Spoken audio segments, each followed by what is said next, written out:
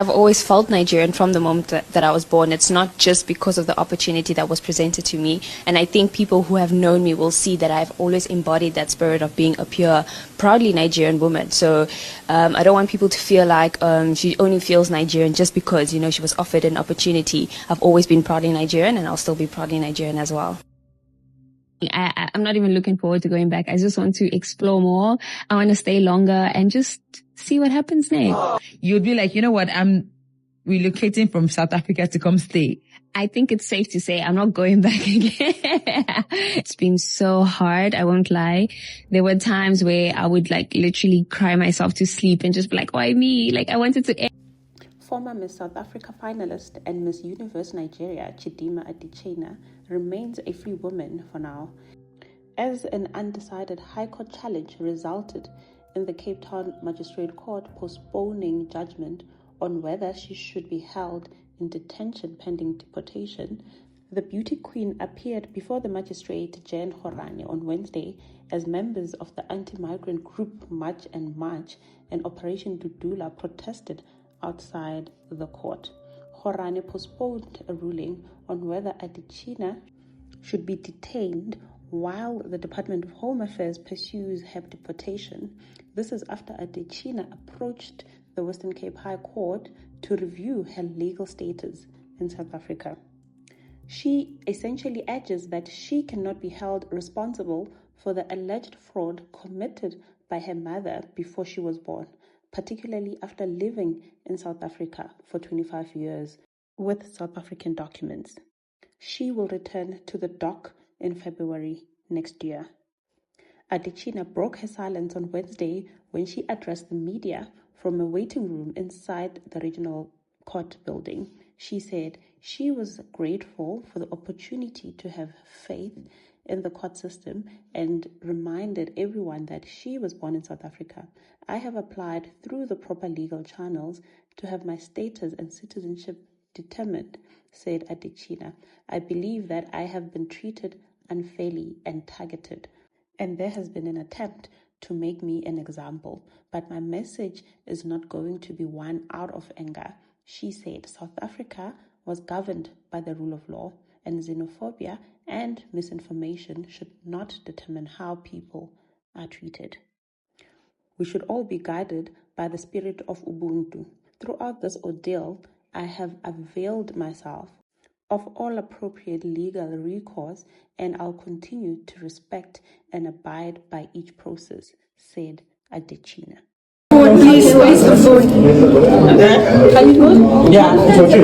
No questions. Yes, I'm just going to make a statement right there. Camera's good? Yes. Good. Firstly, I'd like to say that I'm grateful that I once again have been able to get an opportunity to have my faith in our courts. And I remind everyone that I was born in South Africa. I have applied through the proper legal channels to have my status and citizenship determined. I believe that I have been treated unfairly and targeted, and there has been an attempt to make me as an example. But my message is not going to be one out of anger. South Africa is governed by the rule of law, and we should not allow xenophobia and misinformation to determine how people are going to be treated. We should all be guided by the spirit of Ubuntu. Throughout this ordeal, I have availed myself of all appropriate legal recourse, and I'll continue to respect and abide by each process. Finally, I would like to thank my family, friends, supporters, and my legal representatives for their unwavering support and commitment to my case. Thank you. Thank you. Outside the court, the message of Ubuntu was rejected by members of the anti-migrant group who had gathered to protest Adicina's presence in the country. Operation Dudula Western Cape President Zodwa Boy told journalists that while Adicina grew up in South Africa, her parents were involved in the theft of a South African identity document. The South African Home Affairs investigation alleged that Adicina's 2001 South African birth registration was rooted in fraud. The department claimed her birth was registered using a stolen identity of a South African woman, Sarah Moyo, who had reported her identity document stolen years prior. The Department of Home Affairs can indicate that prima facie reasons exist to believe that fraud and identity theft may have been committed by the person recorded in Home Affairs records as Chidima Adetshina's mother. Adetshina herself could not have participated in the alleged unlawful actions of her mother, as she was an infant at the time when the activities took place in 2001. An innocent South African mother, whose identity may have been stolen as part of the alleged fraud, suffered as a result because she could not register her child. The department has broadened its investigation to identify and pursue any officials involved in the alleged scheme and is obtaining legal advice on the implications of the alleged fraudulent activity on Adetshina's citizenship status. And finally, upon the completion of the investigation, Home Affairs intends to press criminal charges and convict all implicated parties. This case, which stems from alleged fraudulent activities committed 23 years ago, highlights the urgent need for the digital modernization of Home Affairs applications, adjudication. Home Affairs maintains that this initial fabrication contravened both the Identification Act and the Birth and the Death Registration Act, rendering every South African document subsequently used to Adetshina over the past 25 years legally defective, a finding that previously led to the arrest of her mother, Annabella Rungo, and the revocation of her citizenship. Boy said Adetshina chose to bypass standard immigration protocols by entering the country illegally.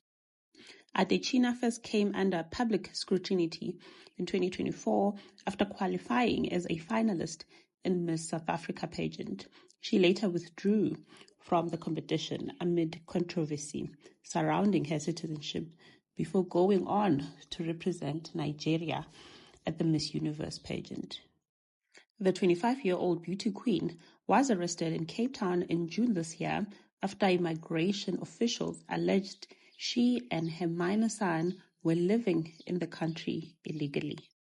Home Affairs has declared Adetshina a prohibited person under the Immigration Act and is seeking her deportation.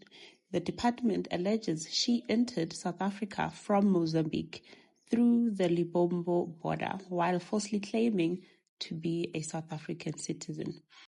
I think just lastly, to make the point and really echo the message and that the IMC has sounded, someone who violates a law or who is alleged to have violated a law, whether it is someone who is accused of theft, whether it is someone who is accused of illegally entering a country, they do not void or lose their inherent human dignity and human rights.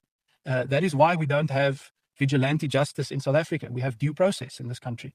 And it applies to any kind of legal violation. So a person does not forfeit their right to life, to dignity, and to being a human being because they have broken the law. That is what our constitution, that sets our constitution apart. That is part of what makes us a country that the world looks up to.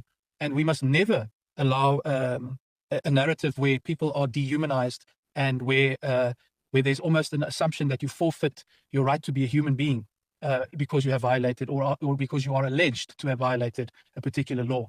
That is the perspective that we are promoting and articulating without contradiction. No person has the right to enforce immigration laws outside of the state, demand papers, demand identification. No person has the right to incite violence. No person has the right to engage in vigilantism. No person has the right to engage in xenophobia or any other discriminatory practice. And from a Home Affairs perspective, we take that very seriously because we ultimately are the ones who manage civil registration, population, and immigration in South Africa. And we will not tolerate anyone using allegations or suspicions relating to an individual's immigration status to violate their inherent human dignity, violate their constitutional rights. It's simple.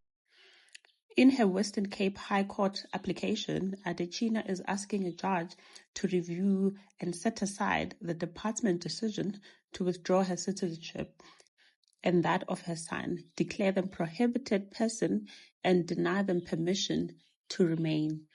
She's also asking the High Court to compel the Department of Home Affairs to make a final decision on a citizenship application she submitted in 2025, which remains undetermined, with Home Affairs filing a notice to oppose her High Court application. According to Advocate Ranto Motlalebule, representing the department, the legal path ahead is poised to be lengthy. Until then, Adetshina remains free and has been warned to return to Cape Town Regional on the 23rd of February 2027 under her previous release conditions, which require her to remain at her designated address and notify migration officials of any changes. Do you think Chidima Adetshina is being treated unfairly? Should she be given her citizenship back? Please do comment on the comment section down below what you think of this matter. This is True Crime Unlocked.